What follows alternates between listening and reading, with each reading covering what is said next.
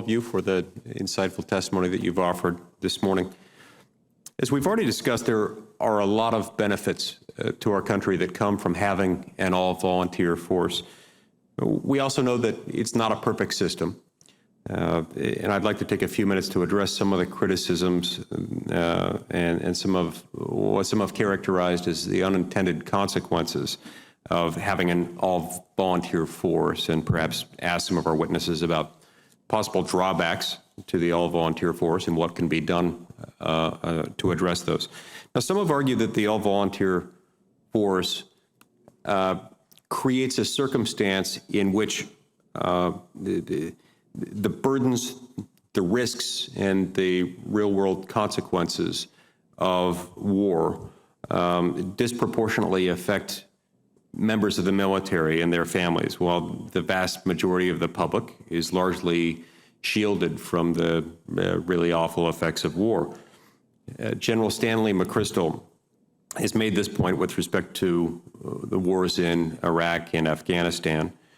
Now, some critics take the argument even a step further than this and say that if these burdens were extended more evenly across the population, the United States would be far more cautious in determining when, whether, and how to engage in any type of armed conflict overseas.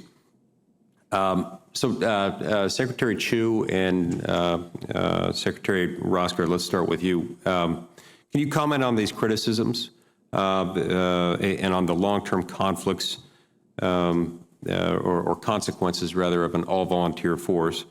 And then, Admiral Roughead, can you comment on the potential negative impacts of having our military actions being initiated and executed by roughly 1% of the United States population, a population that consists of decision makers in Washington, D.C., and service members who tend to be stationed at our nation's military bases? Senator, thank you. It's an important issue. I do think that we should keep in mind that the 1%, the small fraction of the country that serves, is really a function of two key elements.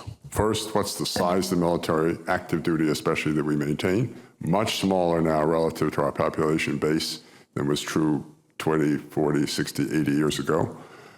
Second, what's the size of the population cohort that would ordinarily be looked at for military service? One reason a draft was needed, I would argue, in the 50s is, in fact, the United States, given it was essentially an all-male force, needed almost every able-bodied young male to serve. It's just a function of the small birth cohorts in the 1930s during the Great Depression.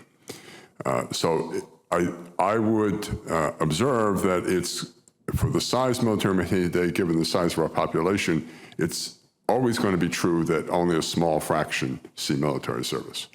To the question you raised about should the country be more involved, would that serve as an important element in the national discussion of whether we should or should not commit forces? I'd observe that we did involve the country in the last 15 years in a significant way because we mobilized the reserves. The reserves really are a cross-section of the United States and touch every community in the country, every state in the Union. And so while it's not quite the same as the old draft model that some put up, it does involve the country in that. And I think it's a great tribute to the people who volunteered for the reserves that they answered that call. The reserves served with extraordinary performance levels in this last long conflict, which continues to this day. And so for that reason, in the future, continuing to rely or perhaps expanding our reliance upon Guard and Reserve units could have that effect, the effect of distributing more broadly the people who were involved? In my judgment, yes, sir. Okay. I don't know whether you know, Senator, but I'm a former director of the Selective Service System and have dealt with the questions you've asked literally for decades. The fundamental question that led to the reform of selective service in the 1970s is who serves when not all serve. And that deals with the issues that Dr. Chu talked about, the size of the military and the cohorts that support it. The notion that a sizable portion of the country will be involved in the military, given the size of the military and the technology of the military, is just not realistic. The second is the nature of today's military.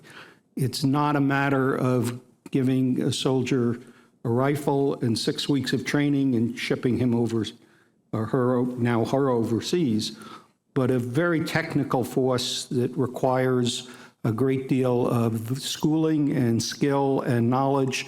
And we've talked about preserving and managing that talent. Are we to turn that talent off and throw that talent away just to create the opportunity to bring more unskilled people in to share in the experience of the military?